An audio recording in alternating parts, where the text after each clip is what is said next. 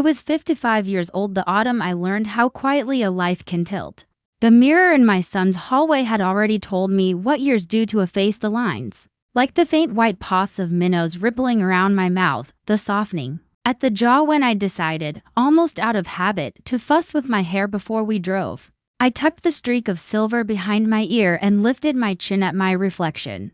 In a way my own mother would have recognized. Harper, gather yourself. It was Sunday, a good day. A day for gentle small talk and a casserole dish wrapped in a towel. We were headed to visit my daughter-in-law's family for an early birthday dinner. We were supposed to bring a cake. Mom, ready? My son, Marcus, called from the driveway. As I'll ever be, I said, and clicked off the hall light. I had chosen a navy dress that made me feel businesslike and crisp. With a necklace that had belonged to my grandmother, my face, I knew, could look stern even when I felt kind. I'd been given the brow of a school principal and the gaze of a woman who has seen too much foolishness to entertain more. But inside I was, as ever, a collection of tender worries tied together with a firm bow. I worried about the weather, wind picking up. About the cake the bakery had forgotten the inscription yesterday. About Lena's mother, was she feeling better? About Marcus's tendency to drive with one hand on the wheel and the other fiddling with the radio. Worry has a way of making you feel prepared. It also has a way of missing the true thing you should have noticed. We headed out. The sky over our small coastal city was a hard, brilliant color. The kind that comes after rain. Marcus's car smelled like coffee and leather seats. He kept the conversation light. Lena's latest craving, toast with cinnamon. The dog's appointment at the groomer, his plans to build a raised garden bed. He was nervous the way he gets when two parts of his life collide: family past and family present. So I did what I always do. I asked easy questions and listened as if the answers were made of glass. We were halfway there when I realized we'd forgotten the cake entirely. Turn into the next supermarket, I said. We'll just get a carrot cake or lemon. Lena likes lemon. Doesn't she? She does, Marcus said, signaling right. His jaw flexed as he changed lanes. Mom, they're going to have dessert. You don't have to. I brought the casserole. I'm bringing a cake. A mother-in-law is not a guest. She's an ingredient, I said, and he laughed because he knows I say things like that. We pulled into a supermarket I almost never visited, one of those large, bright places that make you feel both soothed and overwhelmed. On Sundays they smelled like rotisserie chicken and floor cleaner. A man in a neon vest pushed a caravan of carts past us as we walked in. I said hello the way my own mother had said hello. A nod at the effort it takes to make the world function. Marcus grabbed a basket, though we needed nothing more than a box and some candles. Meet you at the bakery counter, he said. I'm going to get sparkling water. I said fine, and he disappeared to the left, tall and absent-minded. His hand already reaching for his phone. I turned right, heels clicking, bag on my shoulder. The kind of woman who still reads ingredient labels, I remember thinking, with that self-congratulating voice that rises up when you're behaving well. Look at me, being helpful. Look at me, smoothing the path. The bakery offered selections like a jewelry case, glossy ganaches, proud stacks of chocolate shavings, lemon curds bright as coins, frosted whites that looked like the lace edge of a dress. I leaned over the counter and caught the scent of sugar. The young woman in the bakery apron had her dark hair pinned back in a clip. She was piping roses on a sheet cake with that careful pressure that is both art and arithmetic. Good morning, I said. Do you have a lemon cake, 8-inch, ready to go? She lifted her eyes and smiled. We do. I can write on it for you if you'd like. No writing this time, I said. Then changed my mind, actually. Could you put welcome baby on it? Just that? We'll pretend it's a shower. Sure, she said, voice easy. She slid a round lemon layer from the case and set it on a spinning stand. The turntable whispered while she piped the words, each letter laid down like a careful footprint. I remember those words now in a way that hurts. How hopeful they were, how small. That'll take me a couple minutes, she said. You can pay at the main register. Wonderful.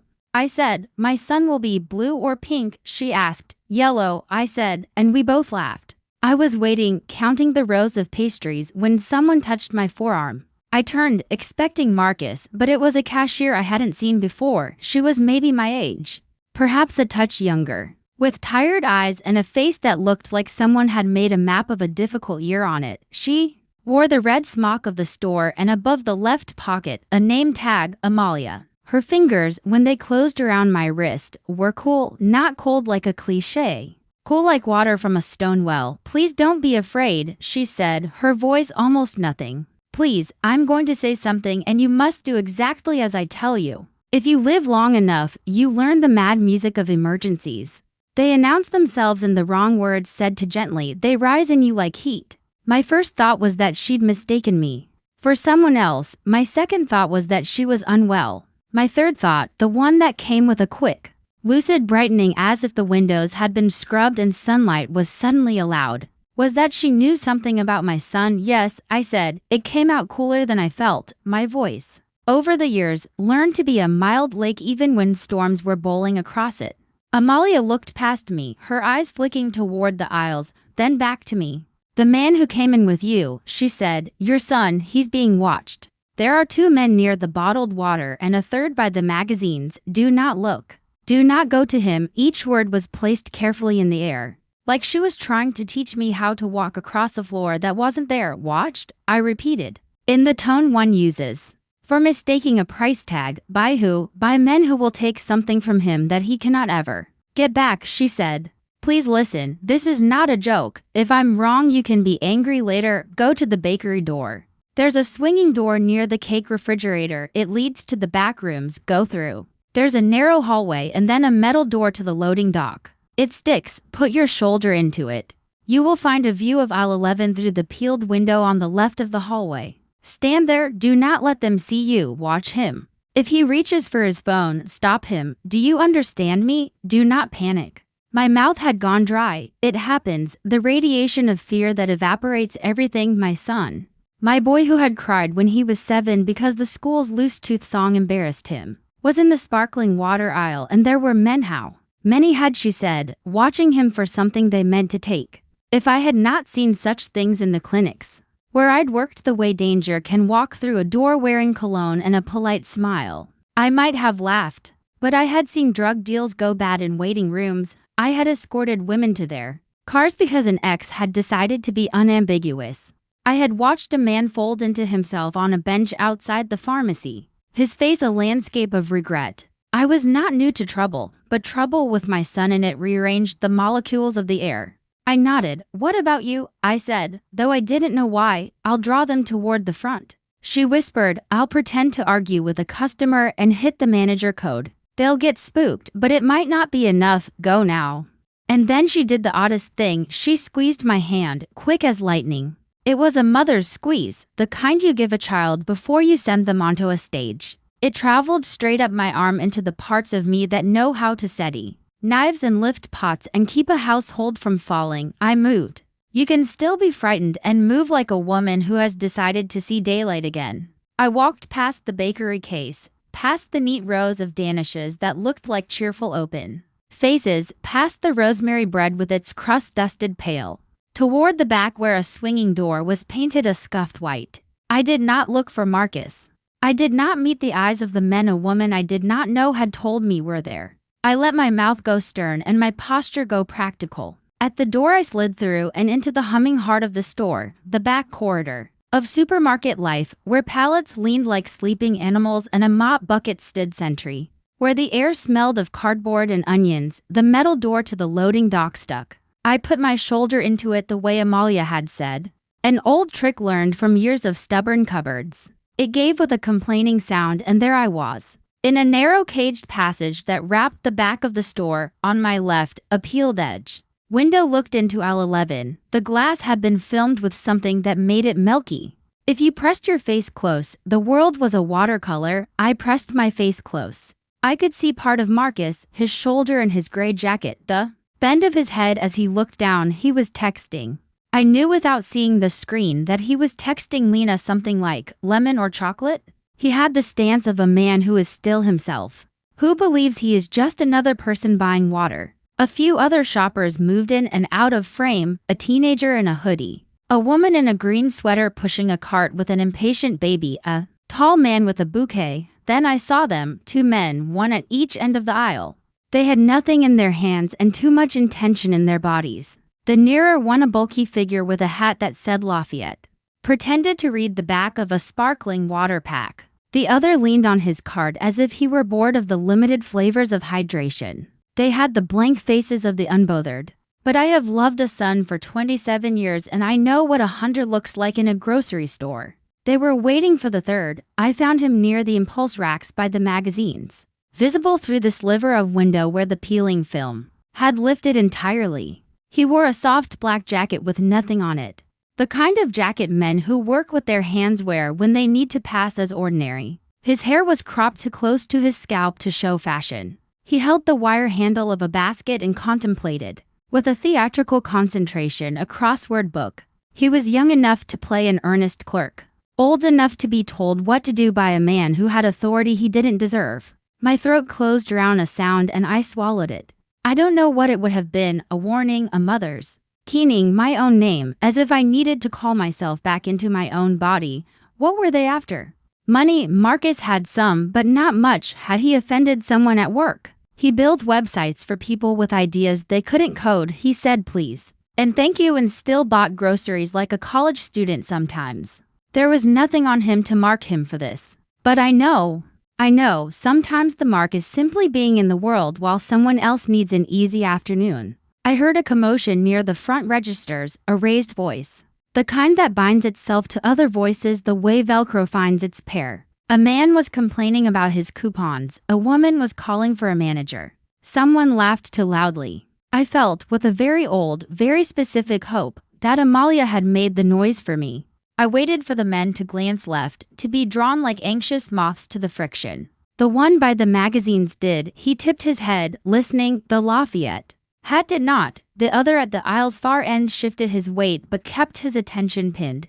Invisible needles on a cushion, my son. And then my son did the thing she had told me he must not do. He reached for his phone again and began typing fast. The way he does when he is trying to be helpful. Perhaps he meant to tell me where he was. Perhaps Lena had asked him to check the ingredient list for citric acid. Perhaps he was playing Wordle. At the worst possible moment, it doesn't matter, the action lit something in the men. The one by the magazines moved like a hinge had been oiled in him. The Lafayette hat scraped his cart forward. I moved. There are moments in a life when your body knows its job, and your mind is simply invited along for the ride. I left the narrow corridor and pushed back through the metal door, then the swinging door, then turned down the staff hallway toward the front. I emerged next to the self-checkout kiosks, where the commotion had increased. A man with a red face was yelling about double scanning, and one of the young clerks, Amalia, was there. Her hands up in a calming gesture, her face placid as a lake marked with wind lines. She saw me. She gave me the smallest nod. I went left, and then left again, into the aisle that would cut behind the magazines and give me a line on Marcus, without crossing the men directly. I picked up a box of crackers and then a jar of olives, absurd props, to anchor me to this invented errand.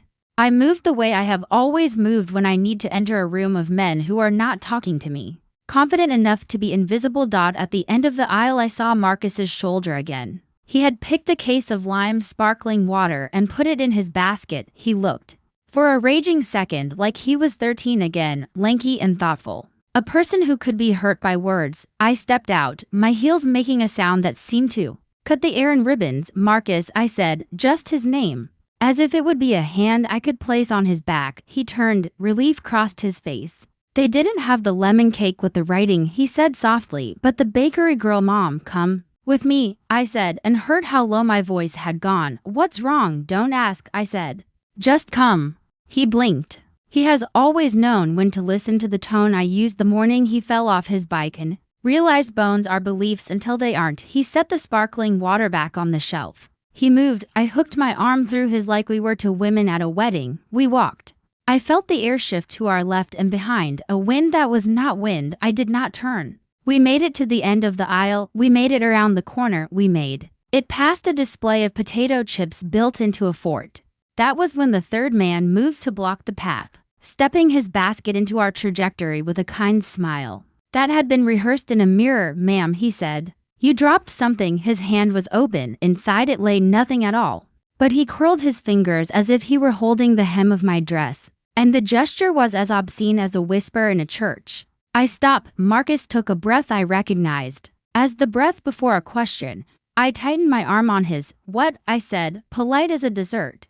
You dropped, he said, leaning in the corner of my eye. I saw the Lafayette hat approaching from the other side, pushing his cart with an amiability you could wear like a winter coat.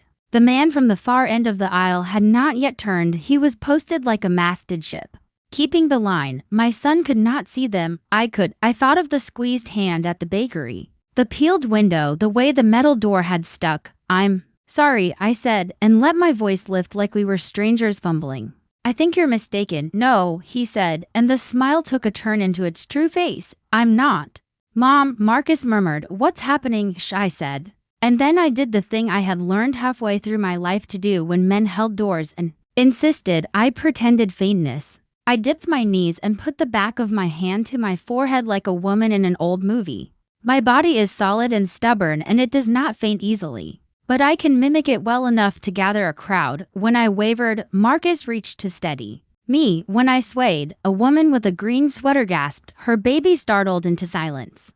The third man moved instinctively to catch me, his basket clattering to the floor, and I used that motion to step past him. I dropped my cracker box deliberately and it burst, Nabisco skipping like pebbles. The Lafayette hat cursed, a reflex, and hesitated rather than running over the crackers. We were 2 paces past before anyone could change their mind. We walked briskly toward the bakery. Do not look back, I whispered. Do not take out your phone. Left. Through the door. What? Left, I said. And my son obeyed the way he had when he was small, and the rule was because I said so. We cut through the air like it was cloth and entered the bakery world. The smells, the software of the frosting turntable, the ridiculous, perfect beauty of cakes. The young decorator's eyes widened as she saw my face, and then, quickly, she looked not at me but at the cakes, as if they had told a joke. Your cake is ready, she said loudly in the boisterous tone of someone performing retail at an award-winning level. Let me box it up for you. Right this way, ma'am. We went through the door. I shouldered the metal. It yielded. And then the back corridor took us as if it had always been waiting. Mom, Marcus said, voice a thread. What? He stopped. The question was too big to hang on a word. I grabbed his cheeks with my hands the way I had when he was 4 and about to cry over a broken Lego spaceship. Listen to me, I said. In this moment your job is not to understand. Your job is to follow me. Can you do that? He nodded. He has my eyes. I saw myself in him and it made me want to rip the world in half. We moved along the corridor. The loading dock door banged behind us and from somewhere in the front came the loud argument of coupons again. Amalia's voice rose, once calm simmer under boyland, then smoothed down. I thought of her name tag, of the blue bruisey moons beneath her eyes. I wondered what it costs a woman like her to risk being wrong. Everything, I thought. It costs everything. At the dock a truck idled, unmanned. The open rectangle of daylight looked like a permission slip. A boy with a buzz cut was stacking melons in green crates nearby. He glanced up at us and glanced away. A store kid who had learned not to ask. We veered right down the narrow caged passage and emerged into the side parking lot, where the forklifts slept. The air tasted like rain on concrete. The sunlight had gone brittle. Keys, I said, and Marcus handed them over without argument. We crossed a slice of asphalt toward the line of cars, my heels clicking like punctuation. Get in, buckle. Do not look back. If anyone approaches, lock the door and honk. Mom, he said, still trying to build a sentence out of the debris of the morning. What is going on? Did I do something? No, I said. You were in the wrong aisle. Keep your head down. I drove the car the way I do when I have soup and a child in the back seat, steady, firm, indignant at every other driver. We turned not onto the main road but onto the street that ran behind the strip mall, past the dumpsters where splintered pallets go to die. The rearview mirror offered me a small, fractured truth. No one followed yet. My hands gripped the wheel so hard my grandmother's ring bit into my finger. We reached the stop sign. I stopped. Marcus exhaled a long pale balloon of breath. Explain, he said, almost calmly, the way his father had asked once about a bill I had paid from my savings without telling him. Explain, I, who had explained away colds and funerals, and the slow burn of a marriage that had set into ash. I, who had explained how to be a decent human to a child who would have been one anyway. I swallowed. The truth was a heavy loaf and my mouth was dry. In the store, I said, a cashier told me you were being watched. 3 men. I saw them. They were waiting for you to do something, maybe to leave alone. Maybe to talk to them, maybe to pick your pocket or to lure you outside. I do not know. And I am not auditioning for explanations. I am telling you that she knew and that we will not make it easy for them to discover what they wanted. He stared straight ahead, his neck flushed. Are you sure? He said after a long moment. Does your mother's face look like the face of a woman who is not? Sure, I said, and he laughed once, shock making humor where it could. He rubbed his jaw the way he does when he's learning a new truth. We turned onto the main road. I adjusted the mirror and watched the supermarket recede like a polite threat. Inside, somewhere, a woman named Amalia was selling someone else a pack of gum. And not looking toward the bakery door, I felt the kind of gratitude that might, if allowed, collapse you to your knees. Why me? Marcus said, softer. Why would anyone? I shook my head. There are questions that are doors to nothing. Do you still want to go to Lena's family? I asked. He inhaled, thought. Yes, he said, and the steadiness in his voice was something I recognized from when he was small and had refused to abandon a mud fort to come in for lunch, but not without a cake. I almost laughed, then realized my hands were shaking. I pulled into a tiny bakery 2 neighborhoods away, one with lace curtains and a bell on the door that shook like a pleasant memory. The woman behind the counter wore a pink cardigan and a look of concern that softened my spine. Welcome, she said, as if the word were a quilt. What can I get you? A lemon cake, I said, if you have one. A tinch, and if you could write something on it. Of course, she said. What would you like it to say? I looked at Marcus. He looked back at me and smiled the bravest smile I had ever seen on anyone's face. It made him look as if he had already survived something, which, in a way, he had. Write welcome home, I said. Yellow letters, and if you can't stars. We waited while she boxed it. Outside, a brown dog in the back of a truck watched the sidewalk with the seriousness of a disciple. The bell on the bakery door chimed with each arrival, and no one came to take anything that wasn't theirs. Mom, Marcus said as we carried the cake to the car. Are you going to tell Lena? Yes, I said, but not today. Today we eat, and then we will decide what the story should be. What if the men were just nothing? He asked, tender with wanting to return to before. Then a brave woman risked herself for our nothing, I said, and that is still something. We drove to Lena's parents' house. Along the way I told him about Amalia's cool hand and the peeled edge window. I told him about the act of fainting and the crackers falling and the look on the man's face when nothing landed in his empty palm. I did not tell him about the way my heart had stacked boxes beside the door of my ribcage, ready to barricade whatever needed barricading. That is a mother's private architecture. When we parked in front of the small blue house with the grapevine trellis and the smiling cement frogs, I allowed myself to breathe. The afternoon had grown golden around the edges, the light turning everything forgiving inside. Lena's mother would hug me as if my stern face had never existed. Inside, someone would ask if anyone wanted tea. Inside, a small future, one with yellow letters, waited like a hand inside a coat sleeve. We stepped out of the car. I tucked the cake under my arm like a book. Just then, across the street, a black sedan rolled by too slowly, the windows tinted dark. It moved with the arrogant deliberateness of a thing that believes itself unseen. Marcus didn't notice. He was busy balancing the flowers he had bought at the last light. I did. My hand, the one not holding the cake, curled into a fist so tight the knuckles lightened. The car did not stop. It turned at the corner and vanished.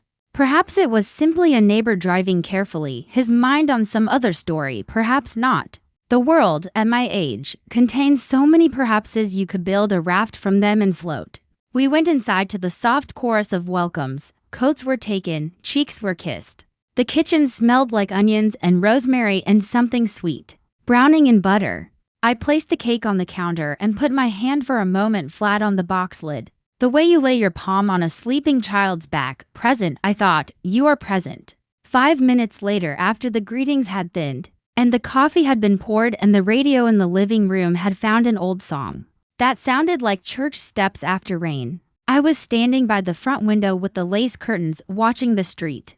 The trellis cast a neat ladder of shadows across the walkway. A boy rode past on a scooter, his helmet luminous. A woman with a stroller stopped to retie her laces. The world continued its errands. Marcus came to stand beside me, his shoulder warm where it met mine. Mom, he said. as if he were rehearsing the word for the part of his life that the day had enlarged. "Thank you, don't thank me," I said. "We aren't finished." "What do you mean?" I touched two fingers to the window glass where a smear of afternoon hung like honey. I said, and felt the quiet in me gather itself to do something it had not done before. "I'm going to find out who they were." He looked at me the way a person looks at a cliff edge, awed, frightened.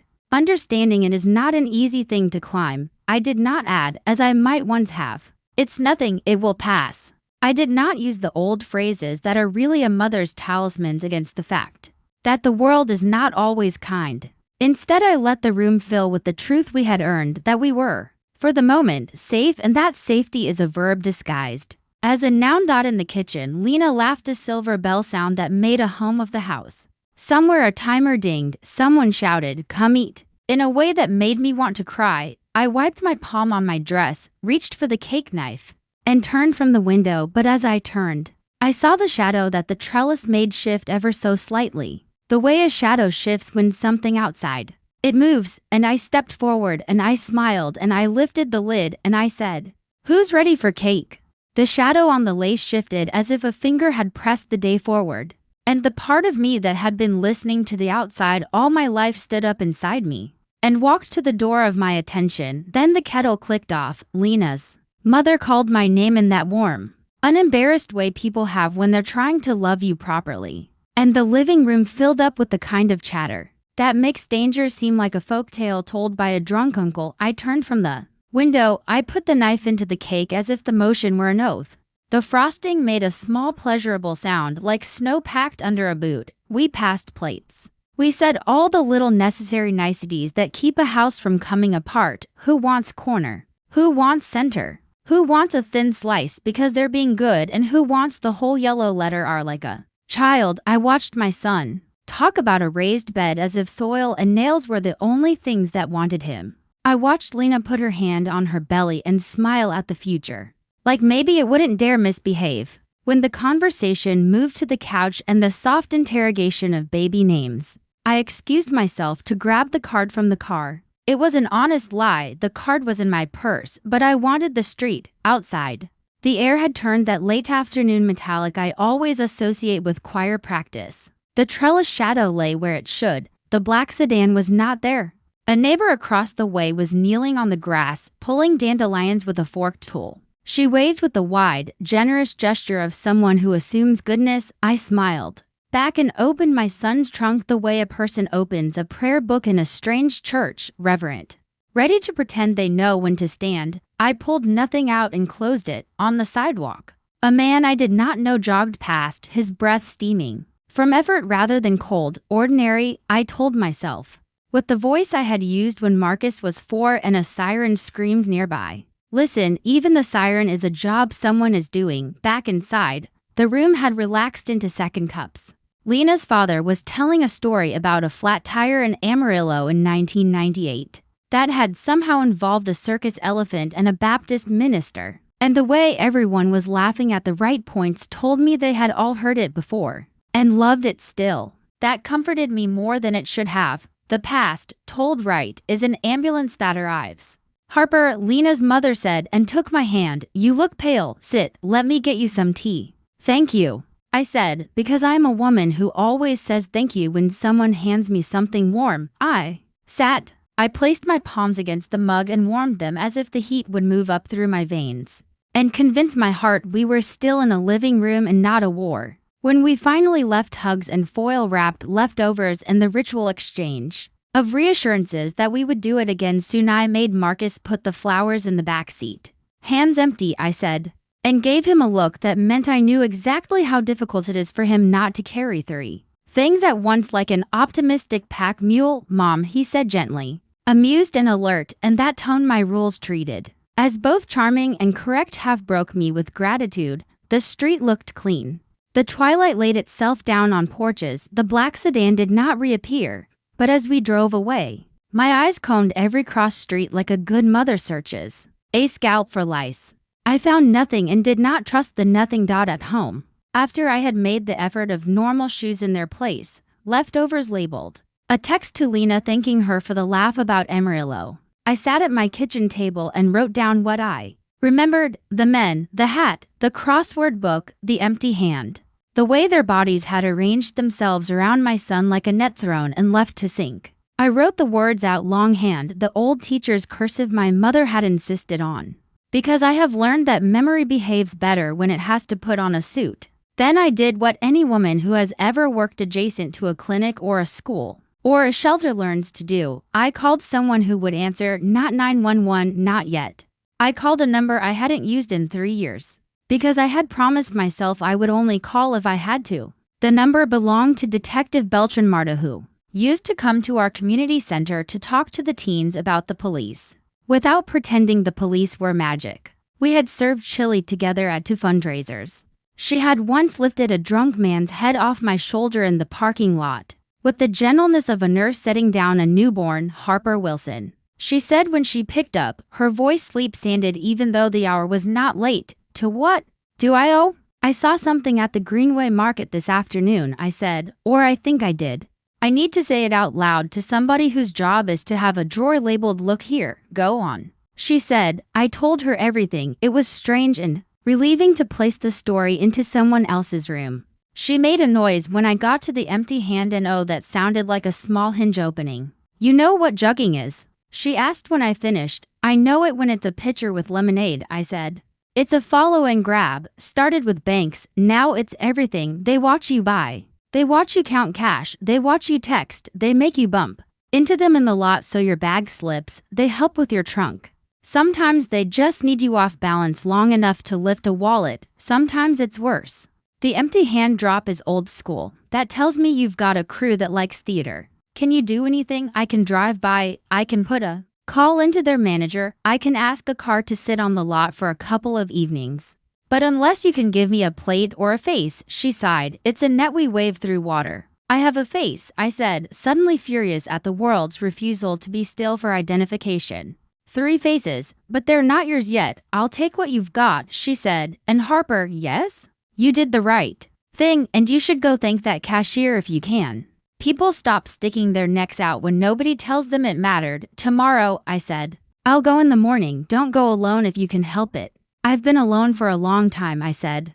Because sometimes my mouth says the truth like it's a joke, and I hate that about it. Even so, she said, send me anything you get, partial plate, sticker, limp, their brand of stupidity. I'll open a drawer. After we hung up, I stood in the kitchen with my phone in my hand and the refrigerator humming like a polite animal. From the living room came the small glowy noise of Marcus talking to Lena about baby names again. I put my forehead on the cool cabinet door and let the relief of still being needed leak out of me.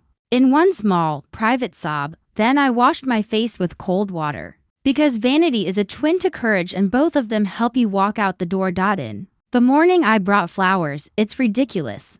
Bringing flowers into a supermarket as if the floral department weren't busy trying to seduce you. With peonies at the door, but I have never believed a gesture should be practical to be correct. I chose a simple bunch of daisies wrapped in brown paper. Daisies make even brave things look easy. Greenway Market smelled like Monday, coffee and the hot breath of the bakery ovens. A different young woman stood at the cake counter, masquerade and cheerful. And when I asked for Amalia, her smile dipped with worry the way a kite dips when wind fails. She's on registers, the girl said, too. Register 2 was manned by a young man with hair that insisted on itself, not by Amalia. Break, he said, cracking his gum around the word like a human punctuation mark. When she's back, I said, setting the daisies on the end of the conveyor belt. Tell her Harper will wait. He didn't ask which Harper. People rarely do when you deliver your name as if it has already earned its keep. I stood by the impulse candy and looked at those bright packages like they were talismans. A woman with a toddler came through, and I made faces at the toddler until she laughed and then caught sight of her own laugh in the mirrored magazine stand and laughed again. As if she had invented it. Sometimes you have to set little fires in your morning so the rest of the day knows where to sit. Ma'am, said a voice. I turned. Amalia stood there, smaller than I remembered. Which is a trick bravery plays on your mind when you remeasure it. She had taken off her smock. Beneath it she wore a navy t-shirt with a bleached dot on the shoulder. The dark moons under her eyes were not less dark in daylight. Hello, I said, and held out the flowers. Thank you. Her mouth did something complicated, the choreography of a smile. and a sob trying not to step on each other's toes. She didn't take the flowers. She put her hands on mine instead and squeezed hard once, in the same code as yesterday, only. Then did she accept the daisies. Can we talk somewhere? She asked. We went to the break room, which smelled of onions, coffee, and the fatigue of fluorescent light. Signs on the wall explained, politely and threateningly, the rules about attendance, name tags, and hair nets. Someone had left a sweater on a chair that looked like the sweater of a woman who would never see it again. I told you to do exactly as I said, she said without preamble, setting the daisies down on a table and looking at me in a way that made me sit very straight. Thank you for doing it. Most people don't. They argue for a minute, and a minute is sometimes the only minute. I believed you, I said, and I saw them. They come Mondays and Thursdays, she said. Not everyone, enough. They move store to store. They'll be here, then at Radl's down on 3rd, then at the farm stand that pretends it's a grocery. They like to watch the bakery case because it makes people slow down and forget the rest of the world exists. They are not the worst kind I have seen, but they are patient. How do you know all this? I asked gently. She looked at the wall, at the poster about hand washing that showed polite bubbles doing their duty. My brother, she said, last spring he got followed from a bank. They took his wallet and his car and his front tooth. They put the car in a ditch like a broken toy. The police said there wasn't enough. I started watching. It's a way to be with him still. I am sorry, I said. And in that moment I felt the kind of sorrow that has no end. For brothers and for women who learn the world by counting the loss. She nodded like she had been given a glass of water and was determined to drink it. Do you have people? She asked. A policeman? Anybody who will write down what I say and not laugh? I have a detective who cooks chili and doesn't pretend not to be tired, I said. Amalia's mouth made a shape that could have been a smile. Good, she said. Tell her the tall one with the hat sometimes leaves in a black sedan, with a dent in the passenger door that looks like a fist. The one by the magazines has a tattoo of a crown on his wrist. The young one. She looked at my hands. He has a nervous habit. He touches the seam of his jacket with his thumb. Would you be willing to tell her yourself? I asked. Amalia's eyes flicked toward the door the way a person glances at the weather. If I do. I do at once, she said. I don't have ours. I have my mother. I have this job. I have someone who calls me twice a week from a detention center in Texas who still thinks I can fix his application by praying harder. One time, I said, we'll make it count. We exchanged numbers. I sent Marta a text with the notes and a request to meet Amalia on her lunch. Marta replied with a thumbs up and a question. Can you stay? I can, I told Amalia. If you want me to. She shook her head. You have a son, she said. Like she was giving me a permission I hadn't asked for. Go be where sons are. I'll talk to your detective, and I'll watch the bakery case. I left with a carton of blueberries and a loaf of rosemary bread because gratitude needs to wear something when it leaves the house. In the parking lot, under the polite trees, a black sedan slid past slow as a prayer you don't believe will be answered. The passenger door bore a round scab of dent just where Amalia had said. I stood very still. The car turned toward the far exit and disappeared as if it had been rehearsing vanishing its whole life. I memorized the plate anyway. 7RF no, 7PF something and a 2. I repeated it under my breath the whole drive home like a stupid hymn. By the time I reached my house, I had already forgotten one letter and hated myself for it. Memory is a jealous animal. It doesn't like being told what to keep. At the kitchen table, I wrote it down with question marks on either side. Sent it to Marta with a shrug emoji my son had taught me to use, and then I waited. Waiting is the part of any story that teaches you whether you are religious. I made tea. I watered the plant my neighbor had given me that looked like a suspect in a murder mystery and refused to die. I opened the front curtains. I closed them. Again, I told myself that if I were the kind of woman who kept a bottle of something brown in the cupboard, it would be gone by noon. Marta called at 1. Partial comes back to 3 different possibles, she said. 2 are clean. 1 is assigned to a blue SUV in San Leandro that has been reported twice on traffic cams. Attached to a black sedan. That's called cloning. It's a game people play with plates when they're bored of consequences. I put in for more patrol near the Greenway. Met your Amalia. I wanted to put her in my pocket. She gave me more than we get in months of asking. If I could pay her overtime I would. She saved my son, I said. She did, Marta said. And you saved him again afterward by moving like somebody who's been alive 55 years. I'm going to try something, Harper. What?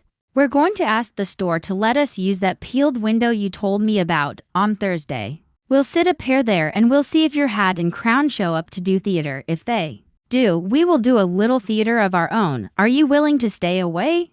I said yes and felt immediately the bad dog of my curiosity tugging at its leash. Good. I'll be in touch. For 3 days I performed life. I taught my small Wednesday literacy class in the church basement and pretended the new boys' way of making the letter B didn't make me want to cry with love.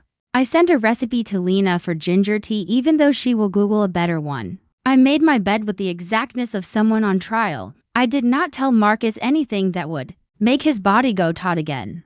He already had begun to make a joke of it in the small way men do when they don't know how big something truly is. Mom saved me from a lemon cake mugging, he said to a friend on the phone, and then listened to his friend laugh and laughed. And then, when he thought I couldn't hear, he went quiet. On Thursday I woke before my alarm. It was not yet light. I made coffee and stood at the window with the mug under my nose like a talisman, and watched the street learn how to be a street. Again at 9 my phone buzzed. It was Marta, one word, here. I did not go. But I put on my navy dress anyway, as if dressing for church in a faith I no longer held. I cleaned the sink because sinks are the easiest thing in a house to make perfect. I sat down, then stood up, then sat down again. Time slowed until it felt like I was waiting. At 10:19 my phone buzzed again, a second word, crown. 10:22, hat. 10:27, young one, thumb seam. 10:29, show begun. I thought of the peeled window. I thought of Amalia's cool hand. I pressed my own fingers together until a small pain scissored through them and kept me inside my body. 10:32, they've picked a mark. 10:33, older man. Wallet in back pocket, texting. We're watching. 10:35, younger moves empty hand. I could see it in my mind, the pantomime. The practiced choreography of harm. 10:36, not today. For a minute nothing else came and I learned how big a minute can be. 10:37. We're moving. 10:38, two in cuffs. 10:39, third ran. 10:41, got him. I sat down hard on the kitchen chair and did a thing my mother would have told me not to do. Because it's untidy, I put my head on the kitchen table. I breathed, I looked at the crumbs and the faint ring of a coffee cup and thought, this is the surface on which we eat our lives. At 11, Marta called. I answered with hello like a woman underwater. We got them, she said simply. Charges, attempted theft, assault on a plainclothes when he tried his little basket trick, conspiracy. We'll see what sticks. The hat is on parole. The young one cried when we put him in the car. That broke my officer and will not break the world. We'll see where they've been Monday. You can breathe for a while. Amalia, she saw it, Marta said. Then she went back to her register and asked a man if he had coupons. I planned to bring her flowers, but I suspect she will tell me not to. Bring her tea, she said.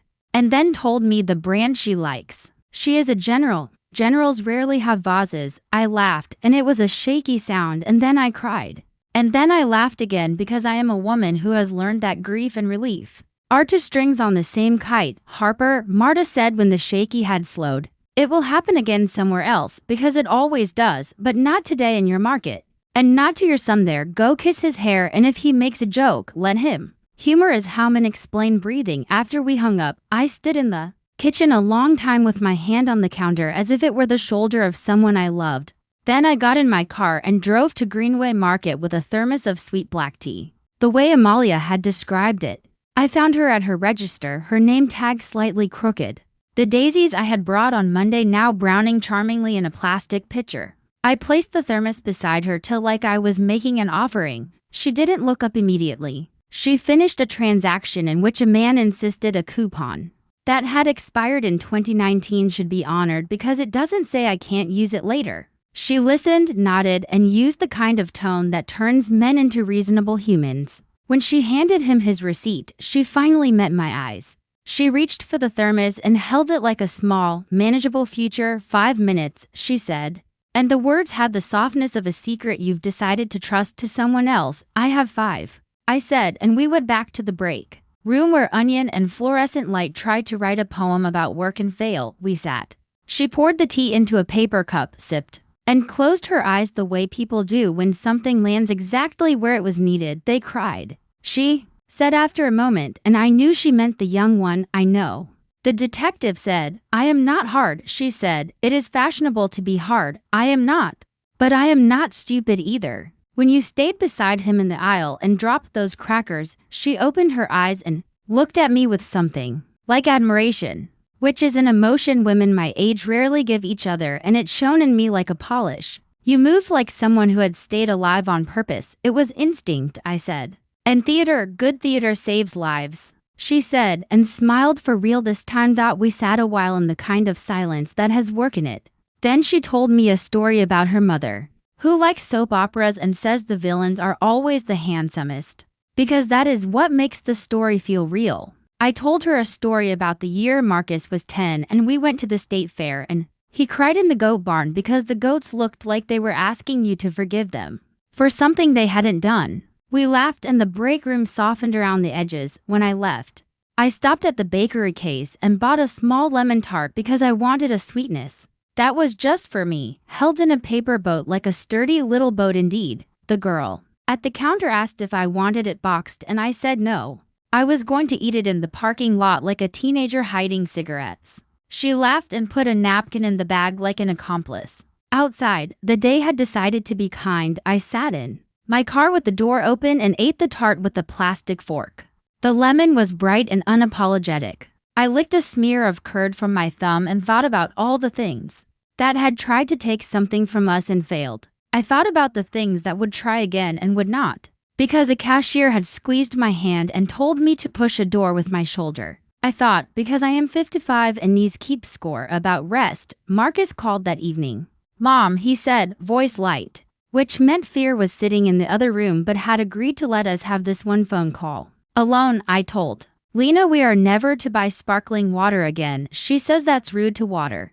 Tell Lena we will buy it only in quantities we can carry while sprinting, I said. Tell her we will drink it in the backyard with a barking dog and no hats. He laughed. The real kind. Then he grew quiet. I keep thinking about asking you if any of it was my fault, he said in a small voice, as if he had snuck up behind his own question. It wasn't, I said. Your only mistake was standing in a world where other people are making choices you didn't sign up for. The rest was choreography and we let someone else lead for a second. But we changed the song. We said good night after I hung up. I went to the hallway mirror and looked at my face, the stern brow, the lines like small maps of all the times I had put my shoulder into a door that did not want to be kind. I touched the streak of silver above my ear and said, out loud and without drama, gather yourself. The mirror did not answer, which is the best kind of magic. The house settled around me with the familiar creaks that mean we are still permitted. This roof, I turned off the last light in the quiet that makes families and breaks them. I thought I heard the city exhale. I slept with my phone face down like a small, obedient animal beside me. I dreamed of peeled windows that look into aisles where the people you love choose their water.